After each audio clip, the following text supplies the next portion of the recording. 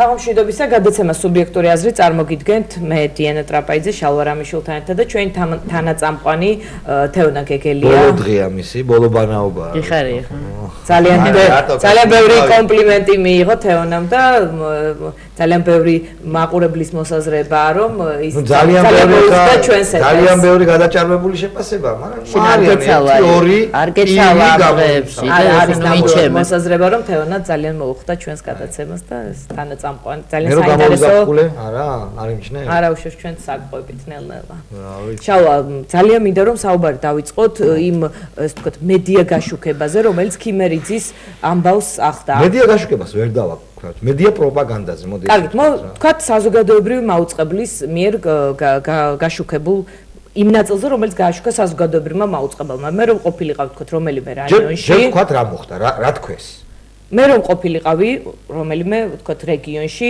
არ მქონოდა წვდომა ინტერნეტზე და მხოლოდ საზოგადოებრივი მაუწყებლის საინფორმაციო გამოშვებისთვის მეყურებინა ნამდვილად დამრჩებოდა შტაბ-ეჭრილება რომ ბიძინა ივანიშვილს ყავს სამარშრუტო ტაქსები კამერები რამდენიმე კაციანი ჯგუფი რომლებიც დადიან პანაშვიდებზე და ისინი ძალით იჭრებიან არისო არანაირად მოთხრობილი რეალური ისტორია რა მოხდა ქიმერიძის შემთხვევაში. ეს იქნება აკრედიტაციის გარეშე, სადაც ძალიან ბევრი საინტერესო რამეს ნახავ და ერთ-ერთი ამაზე მას გამოხდებული მხედველობა, რომ ესე დაიწყო სიუჟეტი იმით, რომ იწყება სიუჟეტი იმით, რომ ოლიგარქის როგორ წერია? ხო მე ამოვწერე ოლიგარქის მხარდამჭერები, ოლიგარქის გუნდის წევრები. რამდენიმე სამარშრუტო ტაქსის და ერთ-ერთი ტელეკომპანიის კამერის თანხლები. რატოა ბიძინა ივანიშვილი ოლიგარქი? ეს იდიოტური რა გულში ამოშალო, რომ ეს არ არის ოლიგარქი. ამ ინფორმაციის ოლიგარქის მნიშვნელობა და რომ ციცოდნენ აწყობთ, რომ სუდაჯგეს სიტყვას და კარგი. ესე იგი რა ხდება? მართლაც რომ ნახავ, ისეთი შტაბ-ეჭრილება იქნება, რომ ბიძინა ივანიშვილს უყურებს რეზონანსის ბოლო გვერდს მე თმაპატია ასეთი ხუმრობისთვის, მაგრამ ნუ ხუმრობაც არ არის უკვე. ნუ ირჩევს ვიღაც გარდაცვალებულებს და ცნობად სახეებს რეჟისორ ქეთიდოლიძეს, მუხტარ ობაქიძის დედას, იურა ვაზაგაშვილს. ვიღაცებს აგზავნის, რომ იქ შეიჭრან. მაგრამ მართლაც არ იყო ნაჩვენები, რატომ მივიდა ეს ხალხი მაინდა-მაინც იქ. ამბავი რაც მოხდა, არც გაშუქდა და არც მაშინ ითქვა, როცა ეს მოხდა. ნაციონალური არქივის მაყურებელმა საერთოდ არ იცის რა მოხდა ქიმერიძის შემთხვევაში. აი ეს არ მესმის, რატო გააკეთეს ეს? საერთოდ არ გაეკეთებინათ ჯობდა. როგორც ალბათ ნეგატივი როგორ არ უშვებენ ამ ადამიანებს, როგორ ცდილობენ ისინი ძალით კამერის თანხლებით თქვა, სამგოვიარო ცერემონიაზე დასწრებას. აბსოლუტურად გაუგებარი იყო. ხალხი ვერ გაიგებდა. მაპატიეთ და ყველაზე არაპროფესიული და ბუდიში მომითხოვია და განუვითარებელი ადამიანი თუ ესეთები ყავს საქართველოში. ვერ გაიგებდა რატომ მივიდნენ ისინი იქ. საერთოდ კონტექსტიდან ამოვარდნილი ამბავი იყო. ეხლა რა მოხდა სინამდვილეში? იქ იყო რუსთავი 2-ის და პირველი არხის კამერა. მაგრამ მე მასალას რასაც უყურე, ეს მასალა ყველა არხზე ხო იმედზე რუსთავი 2-ზე და პირველ არხზე ერთი და იგივე კადრები გავიდა. ეს მასალა გადაიღებული აქვს შინაგან საქმეთა სამინისტროს ოპერატორის მიერ, რომელიც მე გადავიღე ჩემ გაცემაში, ნათლად ჩანს ეს კაცი არის შინაგან საქმეთა სამინისტროდან, იღებს სპეციფიური კამერით და შემდეგ გაავრცელეს ეს ყველაფერი. რატომ მოხდა ეს? იმიტომ რომ ისინი ელოდებოდნენ პროვოკაციას ჩვენი მხრიდან, ისინი იყვნენ გამოწვევაზე უკვე ადგილობრივები, რომ ან შეხლა შემოხლა ყოფილიყო, ან ძალით ყოფილიყო იქ შეჭრა, რაც რა თქმა უნდა არ უნდა მოხდარიყო და ამის შემდეგ უკვე აზრი ექნებოდა აი ამ სიუჟეტის გაშვებას. იქ ნახავდნენ როგორ იქნებს ხელებს ვინმე, როგორ იჭრება, როგორ ყვირის და უკვე ამას აჩვენებდნენ. კარგად, მათთვის კარგად. ეხლა გამოვიდა სისულელე, რომ ადამიანი ქალბატონები, ქალი, იან პეტრეველი, ვიღაცები დგანან და ეუბნებიან რომ შემიშვით სამძიმარზე ვარ მოსული და ეს არის შოუ არ შეგიშვათ პოლიტიზირება არ უნდა მოხდეს და რატომ ხდება ეს ყველაფერი რაშია არს ოჯახზეც საუბრობენ რომ თითქოს მეუღლე ამ გარდაცვლილი სულ სხვა ოთახში იყო როდესაც ვთქვათ ეს ადამიანები ჩავიდნენ და ყვიროდნენ რომ ყველამ თავის მიცვალებულს მიხედოს ან ოჯახსაც აქვს გარკვეული ოჯახები რომ შეშინებული არიან და ისტორია დაიწყო ესე რომ მელაპარკაშვილი ტელეფონი და რომ ჩავედი მე მელაპარკა კი კაცო ეს ვთქვათ შენს რომელიმე გაზეთში არ გინახავს ეს ინფორმაცია მე ვარ ეს მე ნახე ეს ყველაფერი ჯერ ჩემი კამერები ჩავიდა ყველაზე პირველი და მე გადავიღე მე ჩემ დაუძახეთ მაესტროს გადამღებ ჯგუფს და გადაღებული გვაქვს ცოლის დედის რძლის კომენტარები, რომ აინტერესებს რა ხდება. შენობასთანაც იყავით პირველ პოლიციის შენობასთან ჩვენ გადავიღეთ ოჯახის წევრების კომენტარები და გავიდე ეს ჩემ განაცემაში და მაესტროს საინფორმაციოში, როგორ ინტერესდებიან ისინი, გამოხატავენ ინტერესს მისას რომ აინტერესებთ რომ რა მოხდა, გვინდა ექსპერტიზა იძახიან ისინი. რამ შეცვალა მათი განწყობა? ძალიან დიდი ზეწოლის ქვეშ არიან. იქ ირეოდა ძალიან ბევრი ადამიანი, რომელიც მე გადავიღე, მაგალითად ერთი ადამიანი აქვს. ვინ ახლა მეკითხები? კარგად ჩაცმული, უღარიბესი ოჯახია და ეს ვიღაცა ტიპი არის კარგად ჩაცმული, ძალიან კარგი მანქანით მოსული. დეიდაშვილი ვარ. და რა გინდა, წადის შენ ხო იცი ვინც ახარ, ნუ მეკთამე თუ გამონძალველი არ უნდა ერქვა, მაგრამ შენ ხო იცი ვინც ახარ და საერთოდ მე ეგრე ვიცი რომ გამჭვირვალე პოლიციაში ხალხი აღარ კვდება. წარმოგიდგენიათ დეიდაშვილი ხო? რათესავე იძახის და უცებ გეუნება ასეთ ტექსტს. ну ეს ხო ნათელია რაც ხდება რა. თეონა როგორ ფიქრობ იმის მიუხედავად რომ ოჯახს აქვს თუ არა სურვილი რომ ამ ეტაპზე იყოს ჩართული ვთქვათ ან დამოუკიდებელი ექსპერტიზა ან მედის ყურადღების ცენტრში იყოს ეს ფაქტი ოჯახის სურვილის მიუხედავად საზოგადოება რამდენად უნდა იყოს დაინტერესებული ამ ყველაფერში. არანაირი მნიშვნელობა არ აქვს იმას ოჯახის წევრები ამ შემთხვევაში რას აკეთებენ აბსოლუტურად ბუნებრივია.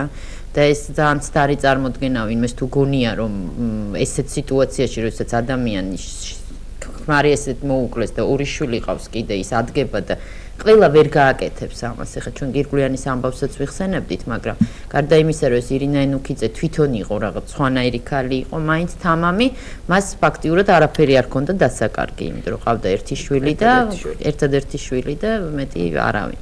ამ ქალბატონს მე როგორც ვიცი ყავს შვილები, ხო? კიდე ვაჟი და გოგონა. ბიჭი, ხო? ხო, ამიტომ აბსოლუტურად ბუნებრივია, რომ ის იყო ესთან რაღაც ღარიბები ძალიან უჭირთ, ხო? მე როგორც ვიცი და სოციალურად ძალიან შეჭირებულებია. ძალიან შეჭირებულებიან, ჩვენ ვიცით რეგიონში ეს ხალხი როგორც ცხოვრობს და ნუ ეხლა რო დაემუქრონ სიტყვაზე, რომ ან შვილს მოუკლავენ, ან რა პირობებში გარდაიცვალა მისი ქმარიც, ხო? ამიტომ მისგან ეს აბსოლუტურად არ არის გახსოვთ ამისაც ჩვენ მაინც გვაქვს კადრები, მე მაქვს კადრები, ექსპერტიზა შედგა. ექსპერტი რას ამბობს, თქვა ეს გარეგული დათვალიერებით არ შეიძლება არ მინდა ეს ყველაფერი გავამბობ ჩემ გადაცემამდე. ეს იქნება ჩემი გადაცემა, სადაც 5 წუთია დათმობილი. ძირითადი დაზიანებები სხეულს მიღებული აქვს ვარდნის შემდეგ. მაგრამ აქ არის ერთი მაგრამ, არის მნიშვნელოვანი დაზიანება, რომელიც სავარაუდოდ არის დაცემამდე მიყენებული ცხვირის არეში. საბარაუდოდ შეიძლება ექსპერტი ყოველთვის ასე ამბობს, საბარაუდოდ შეიძლება ეს განვითარებული ყომოვლენების შემდეგნაირად დაარტყეს ამ კაცს და მოაჯირიდან გადმოვარდა ჩამოყვანის დროს. გუშინ შენ არიყავი ჩვენს გადაცემაში სახელდამცველის ვთქვათ განცხადება წავიკითხეთ ჩვენ გავაცანით ჩვენს მაყურებელს მსმენელს სადაც ის საუბრობს რომ ანუ ეს ადამიანი გარდაიცვალა მაშინ როცა ის იმყოფებოდა პოლიციის ზედამხედველობის ქვეშ ანუ სახელმწიფოს განსაკუთრებული ვალდებულება აქვს რომ აწარმოოს ვთქვათ სრული ობიექტური მოდით ასე ვთქვათ ამის იმედი რამდენად გამოვიდა შინაგან საქმეთა სამინისტროს წარმომადგენელი და გითხრას რომ შინაგან საქმეთა სამინისტროს აი ამ კუთვნილ აი ამ შენობაში არ იყო კამერები გითხრას აი თქვას არ ყოველ შემთხვევაში ვიდეო თვალით აი ამის მასშტაბით საინტერესო რომ ანუ გააჩნია რა დაზიანებები ქონდა ამ ადამიანს შეიძლება თქვან რომ აი ამ შენობაში აი ამ დერეფანში არ არის ვიდეო კამერა თქვან რომ აი ვიდეო კამერა შეიძლება რომ არ იყოს მაშინ თუ ვიდეო ან თქვან რომ არის ძალიან მარტივი იქნებოდა ვის დაასწრებთ თქვენ ლანომერაბიშვილს დაასწრებთ რომ შემთხვევით რომ გადმოვდუარნელი იყო ის ფირი იქნებოდა ყველა ტელევიზიის ნომერ პირველ ნიუსს. არა, ნუ ფაქტია რომ რაღაც მოხდა. ხო ხვდებით არა, როგორ შეიძლება აი ეს ახალ გამჭვირვალე შენობებში არ იყოს ფოიეში და კიბეებზე კამერა. ყველგან აყენია უკვე ეს კამერები. ბანკში, ჩვეულებრივი საჯარო სამსახურის ქუჩაში, პარკებში და სკვერებში არის აყენებული. პოლიციის შენობაში არ არის ვიდეო კამერები დამონტაჟებული. გითხრა მე. მაშინ თქვა რომ ჩვენ არ ვაყენებთ პოლიციის შენობაში ვიდეო კამერებს. ამიტომ თავარია აქ საზოგადოების რეაქცია ესეთ ფაქტებზე და ანუ ოჯახზე ნუ ვილაპარაკებთ, იმიტომ რომ აბსოლუტურად გასაგებია მათი პოზიცია და შეიძლება ასევე ნუ თუ ესეთ ზედმეტად მიმაჩნია უკვე ბოლო დროს იმაზე საუბარი, როგორ ვაშუქებენ ასეთ რაღაცებს ეს ნაციონალური ვაშუქება არ ქვია ამას. არა, ანუ ვაშუქებენ თავის ჩვენ არავის სადაგდო საქმეში არ ვერევით არ უბრალოდ არასრული ინფორმაცია იყო. საერთოდ ვერ გავიგებთ. არ ვერ საზოგადოებრივ მოხდეს ეთერში გავიდა. ჩემი გადასახადებით ესენი ამზადებენ ასეთ სისულელს და ასე შემდეგ. ეხლა სხვა ტერმინი რო არ ვიხმაროთ, ვირიშვილობა არის ეს უკაცრავად რა. ჩემი ფულით განან და მეც და მე არ უყურებ შეიძლება, მაგრამ ჩემ ფულს იტანე მიკელზებული გაშუქება გამიგია, მაგრამ არ თქვა ის თუ რატო ჩავიდნენ, ფაქტი არ ახსენო. თუ რამ გამოიწვია ამ ადამიანს ნეკროფილები ხო არის? აღარ აინტერესებთ, არაფერი აღარ აინტერესებთ, ანუ შეფუთვაც აღარ აინტერესებთ. მე მგონი ვიღაცა მისცა დირექტივა და ისე აი უსიტყვოდ ხდება ამ დირექტივების შეცვლილი ადამიანი არ დარჩა. აღარ დარჩა როგორც ჩანს, იმიტომ რომ ეს არის რაღაც აი არ ვიცი მე რაღაცა შიზოფრენია. აი ჟურნალისტი ხარ და დაგავალონ რომ მოდი ახლა შენ გააკეთე ეს, ხო გაჩნდება შეკითხვა, კი, მაგრამ ხო უნდა თქვა რატომ ჩამოვიდნენ. არა, ნუ ვისიცგანაც იყო დირექტივა, იმას აკეთებდა პრობლემები. და თქვა რა ინტერესი არსებობდა ამ ადამიანების მე დაახლოებით ვფიქრობ, აი დაახლოებით რა შეიძლება მომხდარიყო. ანუ ეს ფაქტი ნახეს, ანუ ესეთი რაღაც მოხდა და ვიღაცამ ძალიან სწრაფად გასცა დირექტივა, რომ ეხა ჩქარა რაღაცა გააკეთეთ. ოღონდ ეს მეტყველებს იმაზე, რომ ზედმეტად განერვიულებულებიან, იმიტომ რომ შალვამ როგორც თქვა, ამას შობდა საერთოდ არ გაეშუქებინა და ვერავინ ვერ გაიგებდა, იმიტომ რომ მაესტროს ნუ აუდიტორია გასაგებია და ესეთი რამდენი ფაქტი იყო იგივე ნანა ლეჟევას თავის გადაცემაში ბოლო 3 წლის მანძილზე. უამრავი ყველა გადაცემაში აქვს თითო რეპორტაჟი. უბრალოდ ეს ნიშნავს, რომ ტემპერატურა ძალიან მაღალია. ეს ნიშნავს, რომ ეს მაღალი ტემპერატურა ვიღაცებს ძალიან უბნელებს გონებას და ის რაციონალიზმიც დააკარგუნა, რაც რაღაც დოზით მათ გააჩნდათ და აი ისეთებს ვნახავთ ჩვენ ახლო მომავალში. აი არ შეიძლება ეს იყოს მე გეტყვით რაც შეეხება სხვა თემებს, სხვა ამბებს, ხო? ეგ გასაგებია მე ყველა თითოეულ ადამიანის გარდაცვალება არის ძალიან დიდი ტრაგედია, მაგრამ აქ არის ერთი მნიშვნელოვანი განსხვავება. ეს კაცი მოკლეს, მე დარწმუნებული ვარ რომ მოკლეს. სალა შენც ნუ გაუსწრებ. არა, ამიტომ ექსპერტიზა ჩატარებული და მე დარწმუნებული ვარ რომ მოკლეს. რას ქვია, ნუ გაუსწრებ. სანამ სხვა რამ ბალანსი არა, მაგრამ თქვა სანამ სხვა რამ დამაჯერებელი არ დაიდება, ყველა შემთხვევაში ყველას აქვს გადაიცვალა მაშინ როდესაც იყო პოლიციის შენობაში და იქ რაღაც მოხდა. ჩემი შინაგანი წმენი და ჩემი სუბიექტურობის უფლების გამოყენებით ვამბობ რომ ის მოკლეს. მორჩა არ მინდა არა შეგიძლია სიტყვა ვამტკიცებას თქვა სანამ არ დაგიმტკიცებენ საპირისპიროს ამას არავინ არ ცდილობს ეს კაცი მოკლეს პოლიციის შენობაში ეს არის ძალიან მნიშვნელოვანი იმიტომ რომ ამას არ ქონია მე მგონი სააკაშვილის მმართველობის დროს კონკრეტულად ასეთ ფაქტს ადგილი არ ქონია ციხეში მომკვდარა ადამიანი მაგრამ პოლიციის დაკავებული კაცი პოლიციაში არ მოვიდა. ეს ხელისუფლება სულ გვაქვს ეს ინფორმაცია უბრალოდ არ გამჟღავნებულა მაშინ. ხო, მაგრამ ხელისუფლების წარმომადგენლები სულ აცხადებენ, რომ ეს არის თქვათ მენტალიტეტების ბრძოლა მიდის, ეს არის ახალი ხელისუფლება, ახალი გუნდი და რომ წარსული ეს კახათ არ გამადის დროინდელი ჩვენ გამოვედით იმ ჩამორჩენილობიდან იმ დროიდან, როდესაც თქვათ აივნებიდან ეს არის ჩამორჩენილი ადამიანები. ზუსტად ეს, რაზეც ჩვენ ვსაუბრობთ, ეს არის ჩამორჩენილობა. როცა ადამიანი იქცევა ასე, როგორც იქცევიან თუ გვექნება საშუალება ვისაუბროთ რუსეთის არჩევნებთან დაკავშირებით, გვინდოდა ამ ელექტორალურ ავტორიტარიზმის საუბარი. როდესაც იქცევიან ისე, როგორც იქცევიან თურქმენეთის, ყაზახეთის, ტაჯიკეთის, რუსეთის პოლიციაში, მერე რა რომ გამჭვირვალე შენობა ეს ფასადური, ეს არის ჩამორჩენილობა. თორე ის რომ ინგლისურად საუბრობენ, სვამენ კოკაკოლას, ეს არ ნიშნავს თანამედროვეობას და ეს არ და ეს არის სირწმუნე, ეს ნიშნავს და კიდევ ის ნიშნავს ჩამორჩენილობას, რომ ნებისმიერი ადამიანი, ვინც იტყვის, რომ ეს მართლობა უნდა იყოს მუდმივი და რა არგუმენტიც არ უნდა მოიყვანოს ამისთვის, რომ ეს ჭირდება სახელმწიფოს უსაფრთხოებას და ასე შემდეგ ნებისმიერი ადამიანი რომელიც იტყვის რომ ეს ციკლი არჩევნებით არ უნდა გაგრძელდეს ის არის ჩამორჩენილი და არა ის ვინც როგორც გუშინ თქვით ჭამს ხინგალს და სწორედ ესეთი ადამიანები იქნებიან ჩამორჩენილი კიდევ ერთხელ მინდა შევაჩერო ყურადღება იმაზე თუ ჩემი აზრით რატო გაგიჟდნენ ასე და რატო იყო ასეთი ჩემი აზრით ირაციონალური რეაქცია აი ამ სიუჟეტების გაშვებასაც გულისხმობს იმიტომ რომ დარტყმა მიადგა ყველაზე სანუკვარს სვიტაია სვიტიხ სააკაშვილი ეს არის პოლიციის იმიჯი გამჭვირვალე პოლიციის შენობა აქ კიდევ დამატებით საკრალური რაღაცები შენობა ხო გესმის ეს ხელისუფლება შენობებია ფეტიშია შენობები არის ფეტიში ესე არ არის იხსნება ზარზე იმით თქვა ბავშვების თანხლებით და შენობაზე მალე შენდება და ეს არის ფეტიში აი ამ ფეტიშში ფიგურირებს სარეკლამო როლებში და ასე შემდეგ აი ამ ფეტიშს მიადგა ჭდილი მე მაინც ვფიქრობ, რომ ძალიან ბევრი ცუდი ფაქტი მოხდა აქამდე, ძალიან ბევრი გამოუძიებელი რამ იყო და ძალიან ბევრი ეჭვი დარჩა. აი ამ ხელისუფლების მმართველობის პერიოდში პოლიციასთან დაკავშირებით სერიოზული ეჭვები არსებობს, მაგრამ ჩემი აზრით, აი ესეთი რეაქცია და ეს უფრო გამძაფრდება არჩევნების მოახლოებისთვის, ანუ რომ არ ყოფილიყო ისეთი პოლიტიკური გარემო, როგორიც დღეს არის შექმნილი. ბუნებრივად რაღაც ტიპის კონკურენცია. არ ექნებოდა მათგან ასეთი ტიპის რეაქცია, თუნდაც ეს ფაქტი. რამ არ უსაყვედურო, რა ვიცი, რამდენად შეიძლება მე ვინმეს უსაყვედურო კოლეგებს. არ იყო შესაფერისი აქტიურობა ამ თემის ირგვლივ. პოლიტიკური სპექტრის გარდა, არასამთავრობოებისგან. არც ერთი სპექტრის აქტიობა იმდენად არ არის. მოდით ეგრეთ ვთქვათ, ხალხი უნდა ახერხებდეს თვით ორგანიზებას.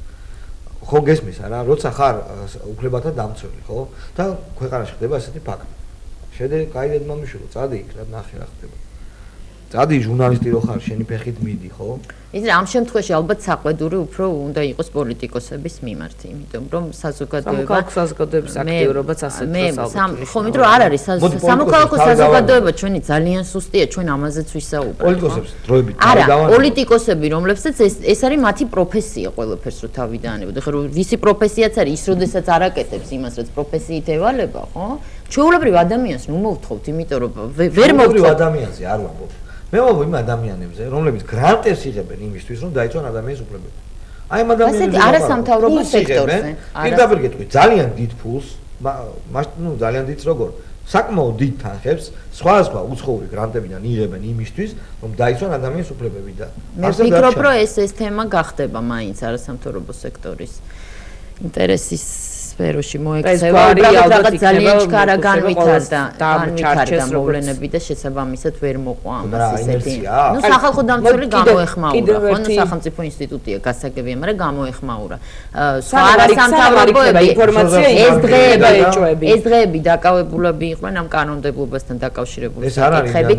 არა, მესმის, ანუ რაღაც მალე მოხდა. ასე დროს შეიძლება სწრაფად პარლამენტში იყვნენ, როგორც ვიცი. ანუ მნიშვნელოვანი თემები არის. ნუ აი ამ არასამთავრობო სექტორთან დაკავშირებით, ამიტომ მე მგონი ეს თემა მაინც გახდება მომავალშიც. მე მგონი ჩვენი არასამთავრობო სექტორის პრობლემა არის, რომ საერთოდ აზე არ არის მთავარი რა. ჩვენ სამოქალაქო საზოგადოება არის ძალიან სუსტი კი არა, არ იცი რა. ამ ნაწილს ვიშალ არ არის პრობლემა, უბრალოდ კიდევ ერთი თემა მოვასწროთ სანამ პრობლემა. ზოგი არის ხელოვნურად შექმნილი პროსამთავრობო NGO-ები, ვიცით ესეთები, არიან NGO-ები, რომლებიც ვითომ დემოკრატიისთვის იბრძვიან, კი ბატონო, ეგეთი შეიძლება სულის სიღრმეში ესეც ვთქვით, მაგრამ აი მნიშვნელოვანი რა არის, იმის შეგრძნება საერთოდ არა. სულ იქნება ეჭვები, სანამ არ იქნება, ვთქვათ, იგივე ამ თემასთან დაკავშირებით, სანამ არ იქნება სრულფასოვანი, ვთქვათ, გამოძიება, ინფორმაცია და ასე შემდეგ და ისეთი მეთოდებით იქნება პასუხი, როგორც ჩვენ ნახეთ. იცი? პრესაჯი ხო საოცრება, საერთოდ ძალიან შეიძლება არ ცნო მომდე ბოდიში რომ პრესაჯის ვახსენებ, მაგრამ დაწერა შემდეგ რამე რომ თურმე გარდაცვლილი გონზე იყო და ექიმს ჩაურულუღა რომ ჩემით გადმოვარდიო. აი ეს წერია, ნუ ძალიან საინტერესო ეს რაღაც. სანამ ასეთი ტიპის ინფორმაციები იქნება სერიალების ეს. მე მინდა ჩვენ დღეს ვისაუბრეთ რუსეთის არჩევნებზე, 4 მარტს არის არჩევნები რუსეთში, ირჩევენ პრეზიდენტს. რამდენად მნიშვნელოვანია ეს ჩვენთვის და რუსეთი ერთ-ერთ წერილში, რომელიც Foreign Press-ზე გამოქვეყნდა, შეტანილია იმ ქვეყნების სიაში, სადაც არის ელექტორალური ავტორიტარიზმი, სადაც ხელისუფლებები, ვთქვათ, არჩევნებით იმყარებენ საფუძვლებს, ხელისუფლებაში რჩებიან და ლეგიტიმაციას იღებენ არჩევნებით. კვლევები, ბოლო კვლევების შედეგი პუტინი პირველ ტურში იმარჯვებს. შესაძლებელია ხა ჩვენ სწორედ ესეთ თემებზე როცა ვსაუბრობთ აი ქიმერიძის საქმეც მაგალითად ხო ჩვენ გვაქვს ანუ ჩვენი თაობა როგორ ხა შევარდნაძის დროს ბევრი მოესწრო ანუ ჩვენთვის ეს ახლო დროა მაინც არ არის ესეთი შორეული წარსული და ჩვენ მაქვს მე ესეთი განცდა მაქვს რომ გამოყოლილი გვაქვს ის ანუ ის სულისკვეთება გვაქვს მაინც გამოყოლილი და ჩვენ კიდე გვაქვს იმის განცდა რომ აი აქ რაღაცა აქტიურობით იმით ამით შეიძლება რაღაცას მიაღწიო და ვბრაძობთ ხოლმე რომ ეს შეუძლებელია მაგრამ ჩემი აზრით გვეშლება ერთი რამ რომ ჩვენ უნდა ჩამოვყალიბდეთ რა ფორმაციის ქვეყანაში ვცხოვრობთ, ანუ რა პოლიტიკური სისტემა აქვს შექმნილი ამ 8 წლის განმავლობაში. და ძალიან საინტერესო სტატია იყო რუსეთი, ჩვენ არ ვიყავით იმ სტატიაში ნახსენები. ეს არის არაბული გაზაფხულის, ასე ვთქვათ, ტალღას მოყვა, open democracy-ში იყო ძალიან საინტერესო სტატია სწორედ ამ ელექტორალურ ავტორიტარიზმზე. ჩემი აზრით, როდესაც მე ვკითხულობდი ამ სტატიას, საქართველოს ხელდაპირი აქ არის საუბარი იმაზე, რომ ესე იგი არსებობს ავტორიტარიზმის ტრადიციული ფორმისგან განსხვავებით, არსებობს ელექტორალური ავტორიტარიზმი. ხა ეს რას ნიშნავს?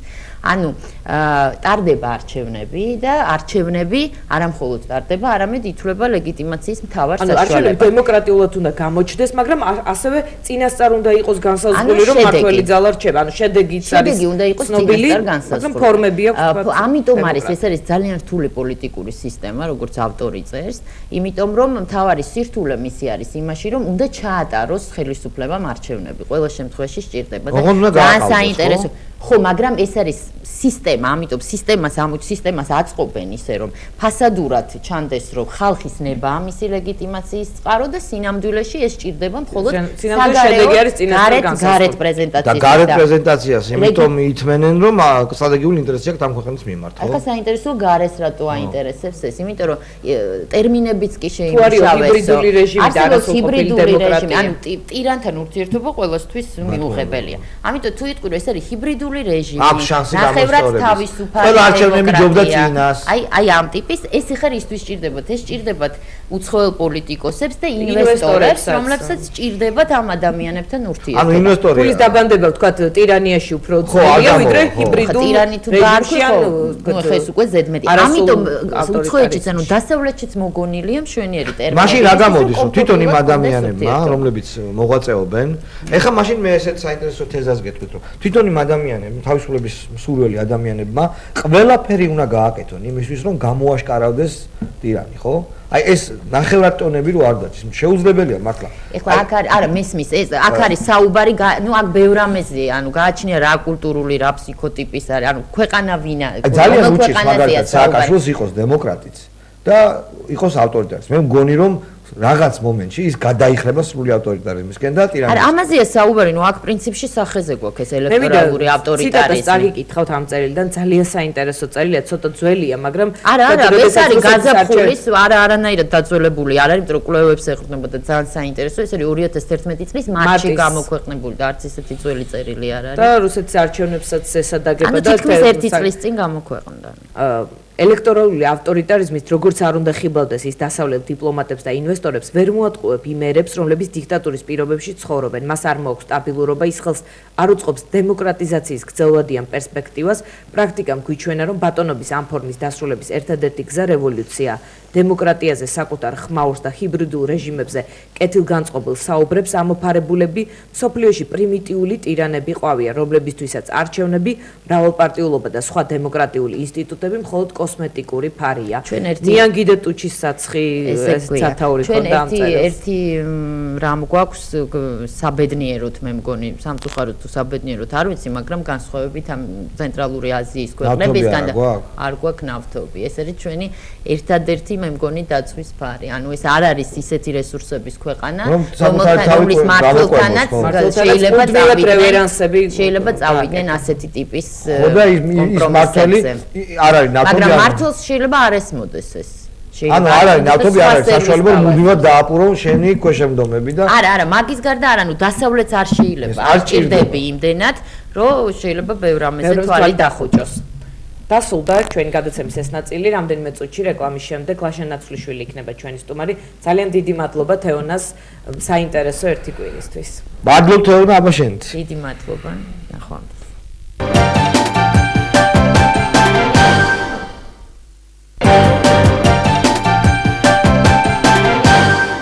ჩვენ დავბრუნდით პირდაპირ ლაშა ნაცვლიშვილი ჩვენი განაცემის სტუმარი. მოგესალმებით ლაშა. დავიწყოთ ქვიშხეთში მომხდარი ამბით, ადონებ თუ აყავს ჩვენს და ნაციონალური არქივის გაშუქებას. ზოგადად როგორც ძალოვან სტრუქტურაში ნამუშევარ კაცი ისე მინდა გითხო. შევანაძის დროს მინისტრი იყავი და ხალხი რო წვიოდა, მინისტრის მოადგილე რო იყავი. შიგნით რა განხილვები იყო, როგორ იყო მაშინ აი იმავბედი დროს, იმიტომ რომ ჩვენ გვახსოვს ეს ფაქტები, როგორ აღიქვავდით ის ადამიანები, რომლებსაც რა თქმა უნდა არ იყავით მომხრე იმისი, რომ ეს მომხდარიყო, მაგრამ მიუხედავად და გიხდებოდათ სისტემაში მუშაობა. ხალხი ცვიოდა ეს ზოგად მეტაფორად იქცა, არა, მეტაფორად იქცა, ასე ვთქვათ, რეჟიმის დახასიათების დროს, ასე ვთქვათ, შევარდნაძის მმართველობის პერიოდის და უფრო კი კახა თარგამაძის მინისტრობის ესე ასე ვთქვათ მეტაფორად იქცა, რომ ეს მმართველობა, ის პოლიციური, ის რეჟიმი, რომელიც ფუნქციონირებდა, ხასიათდებოდა, აი როცა ხალხი ფანჯრებიდან ცვიოდა და ეს არ ნიშნავდა პირდაპირ გაგებით, რომ ხალხი ფანჯრიდან ცვიოდა. ანუ ეს იყო გაუსაზლისი მდგომარეობა პოლიციის შენობაში, ისეთი რომ ან ადამიანი ვიღაცა შემოაკვდებოდა და შემდეგ აფორმებდნენ აი ისე როგორც ქიმერიძის შემთხვევაში ეს ადამიანი გადმოვარდა, ან მიყავდათ იმ მდგომარეობამდე რომ თვითმკვლელობი დასრულები დახურილიყო საქმე. ხო, ჩვენ სულ რამდენიმე წლის წინ თუ არ ვცდები, კადრები გავრცელდა ოქროშვილის კაბინეტიდან. როგორ აპირებდა კაცი გადმოხტომას და ასე ვთქვათ ის რომ გამჭვირვალე პოლიციის შენობაში ასე ტრაგიკულად გარდაიცვალა ადამიანი და რა განვითარებაც პოვა მან მერე ნაციონალურ მედიაში, ნაციონალურ აუწყებლებში ზოგადად სახელისუფლებო და პროსახელისუფლებო სპიკერებთან ეს ძალიან დრამატული სიტუაცია. მოაჯირიდან გადმოვარდა ეს, თქოთ, რამდენად დამაჯერებელი არგუმენტია, თქოთ, წარმოიდგინეთ დაკითხვაზე მოყავს ადამიანი, ანუ მის წინ, მის უკან. დაკითხვიდან დამთავრდა დაკითხვა და ჩამოდიოდა. და მიდიოდა წინ კაცი და პოლიციელი უკან პოლიციელი ხო ხო ვერში არა უკან არაო წინ მიდიოდა ვერ შეამჩნიაო და მოიხედა და დავარდა. მე ვფიქრობ რომ შალვა მიგისმენდით ვიდრე შემოვიდოდი ეთერში და შალვა აბსოლუტურად სწორად შენიშნა რომ პოლიცია და გამჭვირვალე შენობა ეს ზოგადად ეს ფეტიშია ასე ვთქვათ ეს არის ყველა საფირმო ნიშანი პროგრესისა და სახელისუფლების იმ ცვლილებებისა რომლითაც ამაყობს სააკაშვილის ხელისუფლება და ასე ვთქვათ წმიდათა წმიდა ადგილას მომხდარი ასეთი ფაქტი რასაკვირველია უმძიმესი დარტყმარი იმ ასე ვთქვათ იმიჯისთვის იმ ლეგენდისთვის ეს გაღიზიანებაც ეს ასე ვთქვათ არაორგანიზებულობაც რაზეც თქვენ საუბრობთ გადაფარვაში იმიტომ რომ რაღაცნაირად დეკონსტრუირება რო გაუკეთოთ როგორ დაიგეგმა ის სიუჟეტი რომელზეც ჩვენ ლაპარაკობდი რომ ასე ვთქვათ იყო ფაქტი როგორ ჩავიდნენ ხალხი მაგრამ არ იყო საუბარი იმაზე რატომ ჩავიდნენ ერთი მომიტევოს მაყურებელმა ერთი ძველი ანეკდოტი იყო რომ ამცირებდნენ იმას კაკო ყაჩაღის ძალიან ერთ აქ ჩიჩადება უნდა და ბოლოს მივიდნენ კუდიგორისას ვერ იმასწავლდა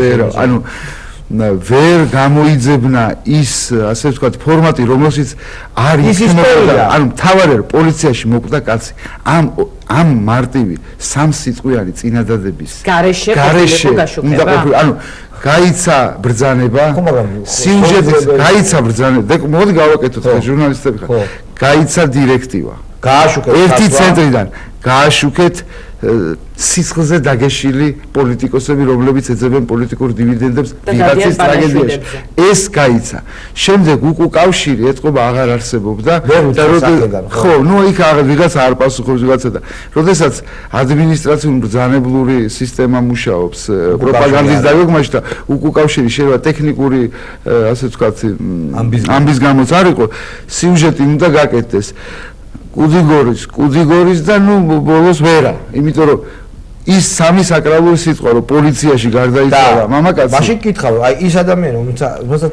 ისტორია რომელსაც არ იცოდა ეს ისტორია საერთოდ ხო რა შტაბეჭდილება არაფერი ეს იყო ჩვენ თქვი დასაწყისში რომ დარჩებოდა შტაბეჭდილება რომ თქო ანაშვიდებზე დადიან არა ეს იყო ხმაო არა ეს იყო სიუჟეტი რომელიცაც არაფერი არ იყო რა თქო არც განმაქიქებდა რაღაცას გაიგებდა ბაის არ იყო მათთვის კარგი ეგ სიუჟეტი ხო რაღაცა ხელისუფლებისთვის არ იყო კარგი ანუ რაღაცა ხდება ხო? ანუ ოლიგარქის პარტიის წევრები დადიან თქვათ სამგოვიარო ცერემონიას ესწრებენ, სადაც არასწორებენ და შეჭრას ცდილობენ კამერების თანხლებით თქვათ ეს. ხო, ну შეიძლება თქვათ რომ რაღაცა ძალადობას ხმის, საერთოდ მოძალადე ოპოზიცია არის და პანაშვიძეებზეც უვარდება ხალხს. რატო? იმიტომ რომ ძალით მიუსამ, ну არ ვიცი, იცი ლოგიკის დანახვა და არ უშვებს ვიღაც.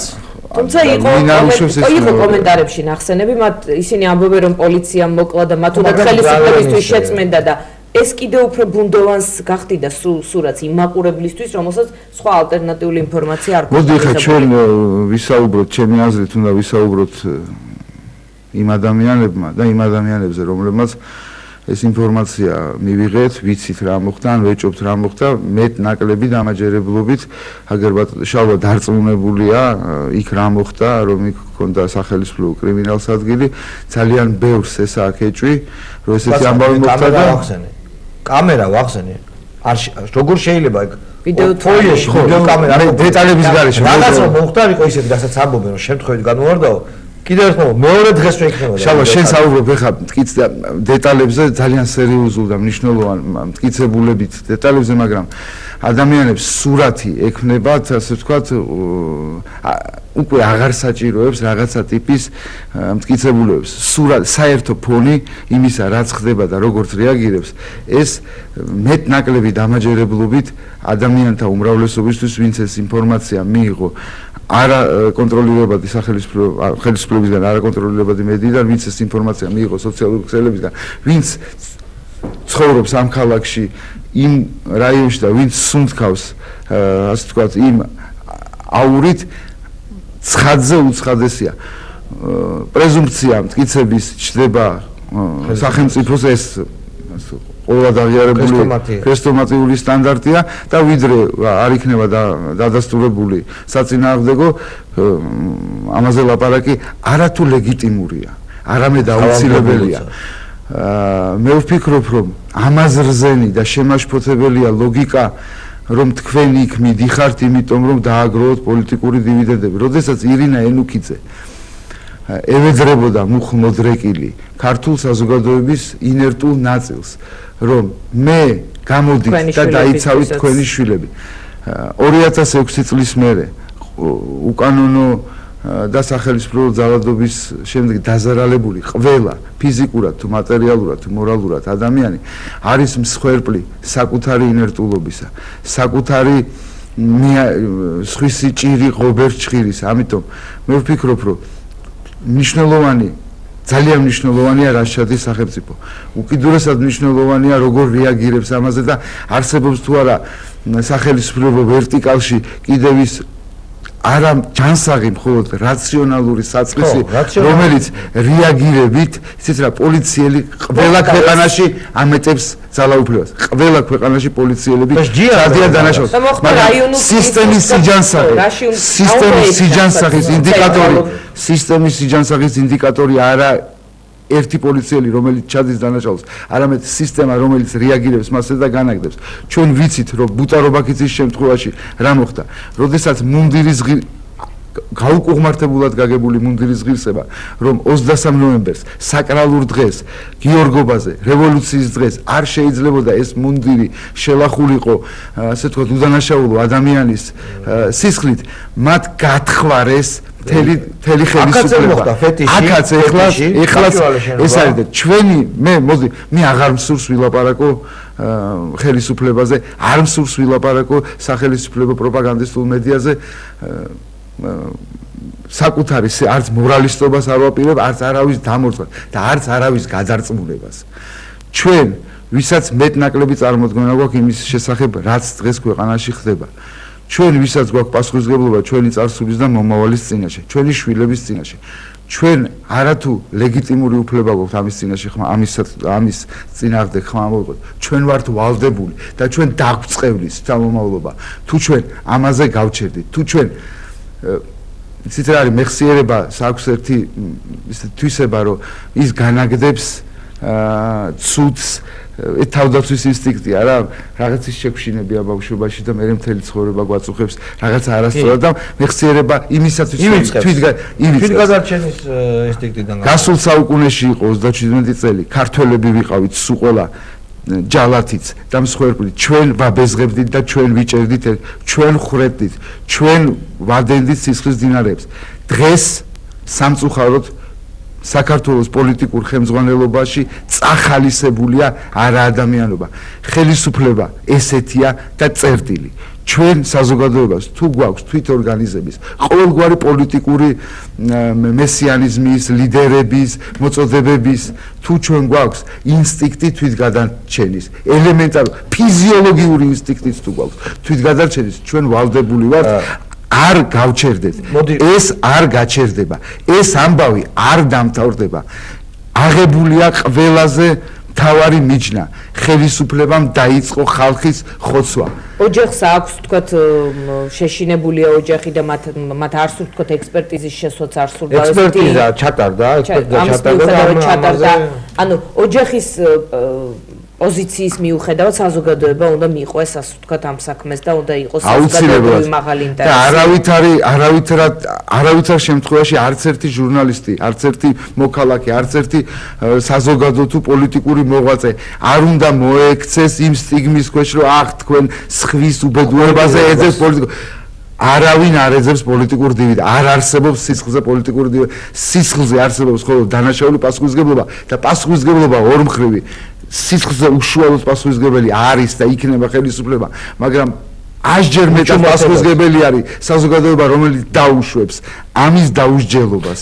ჩვენ ვილაპარაკოთ რუსეთის არჩევნებზე, იმიტომ რომ ხვალ არის ეს არჩევნები. 4 მარტს არის ეს არჩევნები. რჩება და გვინდა რომ მოვახდინოთ. კარგით, ლაშა, მე მინდა ვკითხო, ადამიანებს არ აქვს თქვენ სრულყოფილი ინფორმაცია, არ მიუწვდებათ ხელი ინფორმაციაზე, ამიტომ შენ ვიცი რომ აკვირდები ამ ყველაფერს და როგორ ფიქრობ, გადაწყდება თუ არა არჩევნების ბედი პირველივე ტურში, ანუ პუტინის რიტორიკა, რომელზეც ყველა საუბრობს, ან მე, ან ქაოსი, რამდენად იმუშავებს და რამდენად იქნება ის გამარჯვებული და ჩვენთვის ამას რა მნიშვნელობა ექნება, ამაზე ვთქვათ მერე ვისაუბროთ. მე ტერმინებს დავაზუსტებდი, მე ძალიან გამიჭირდება ღონისძიებათა იმ კომპლექსს, რომელიც ახლა რუსეთში მიმდინარეობს და რომელიც გარეგნულად შეიცავს რაღაცა ტიპის ხმის მიცემისა და არჩევნების პროცედურის ნიშნებს, არჩევითობის ნიშნებს. აი ამ ამბავს არჩევნები უწოდე, იმიტომ რომ მე აბსოლუტურად ვერ მიჯნები იმ რასისტულ განცხადებას და რომ რუსეთში დემოკრატია დაუშვებელია, რომ რუს ხალხს არ სურს დემოკრატია. ეს წმინდა წყლის რასიზმია, დღეს რასიზმი პოპულარული თემა იყო.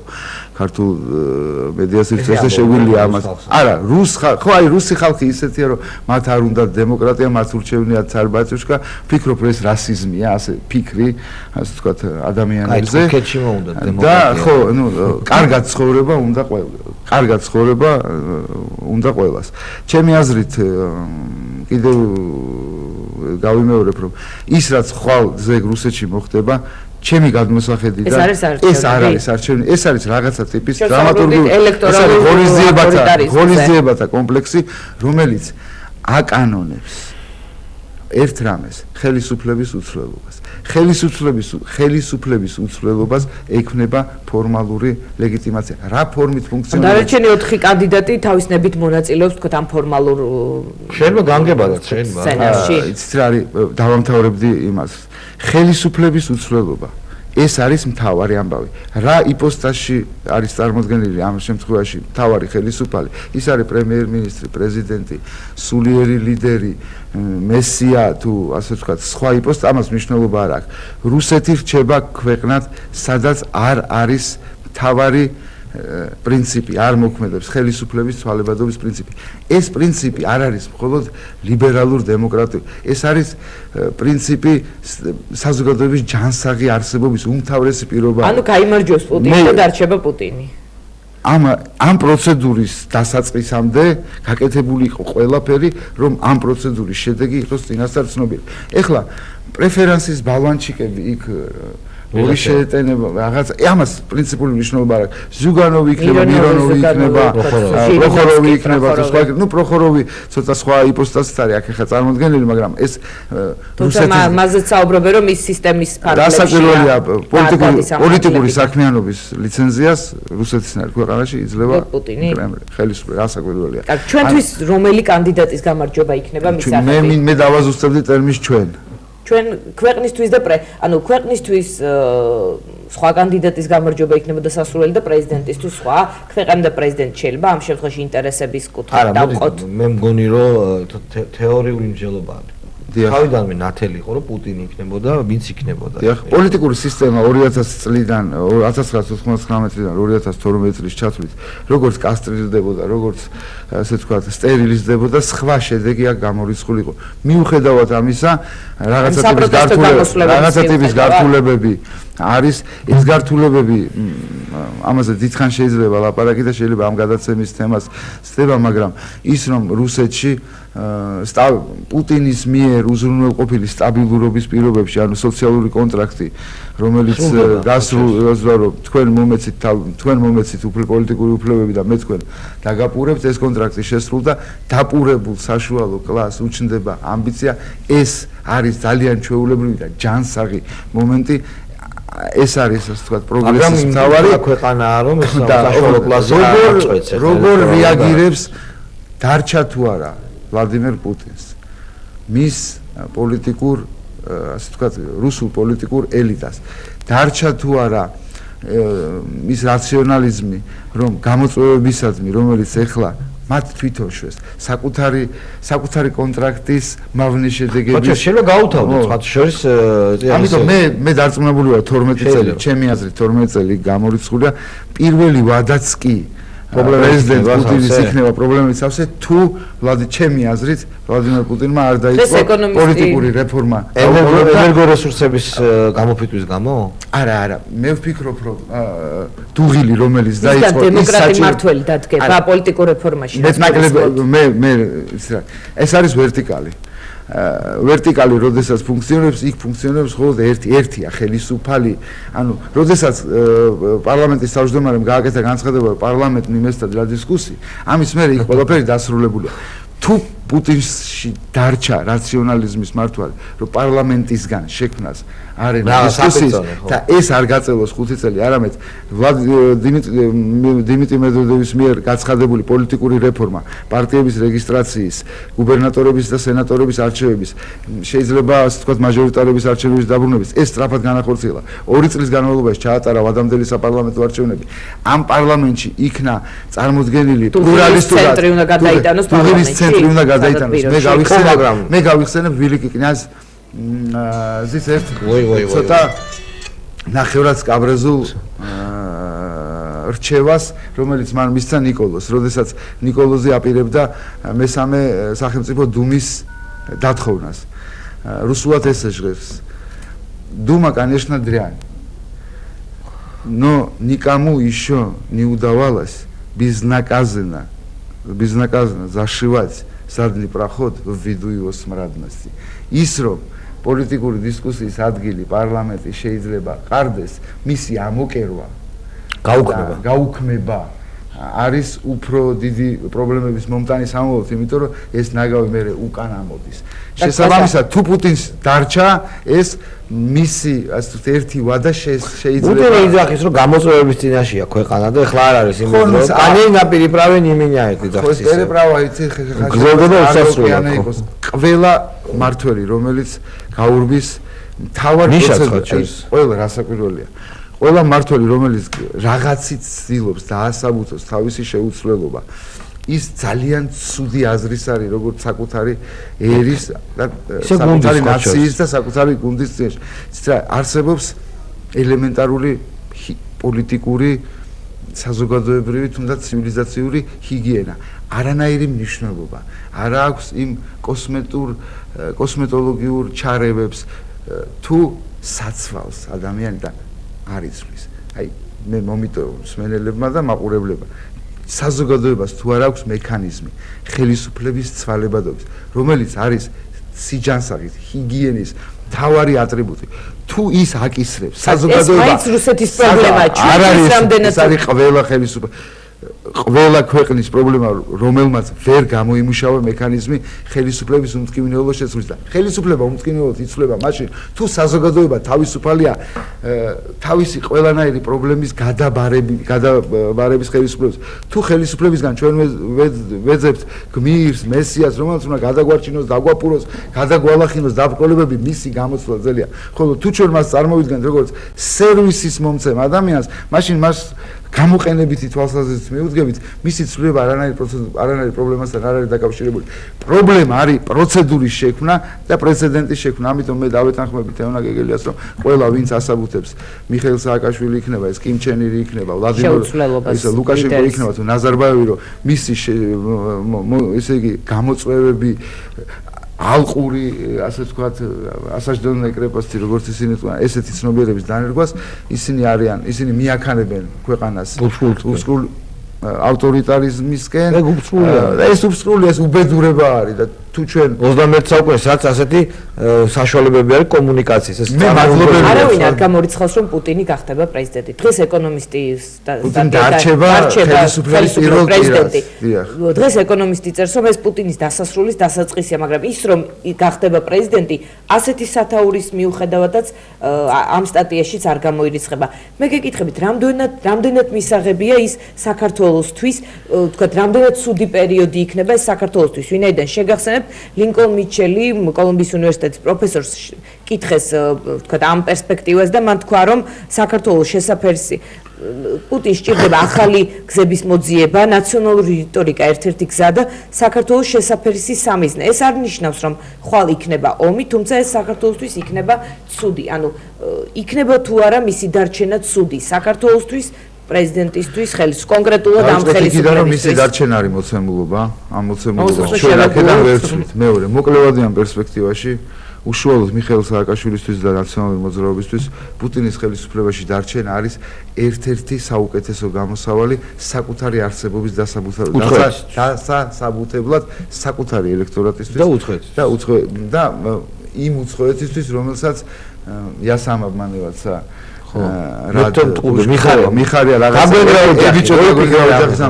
ვინაიდან პუტინი ქართულ ცნობიერებაში არც თუ არა უსაფუძვლოდ რასაკვირველია ყველა საფუძველი არის უნდა ახალი იდეალური ბოროტების ანუ იდეალური იმისი რა პუტინი არის იდეალური მტერი ტრის ხატი იდეალური ტერიც ანუ ახალი გამოძერწვა, კითხვები, ნავალნი, კორუფციას კი ებრძვის, მაგრამ იქნება რაღაცა აიცია იავლინსკი კი არის რაღაცა ფსევდო, ანუ არ ჭირდება, ეს არის მზა, მატრიცა, ასე ვთქვათ, იდეალური მტრისა, გარკვეულწილად ქართული ცნობიერების ბენ ლადენია, მის მიმართ, ასე ვთქვათ, ესეთი ტლანქი პროპაგანდა პირდაპირ მიუშავს. თუმცა, გრძელვადიან პერსპექტივაში, პუტინის დარჩენა ხელისუფლებაში პუტინმაც უნდა დაასაბუთოს და უპირველეს ყოვლისა იმ ნახევრად მისტიკურ განწყობებში, რომელიც ლეგალურობის ფარგლებს მიღმა იყო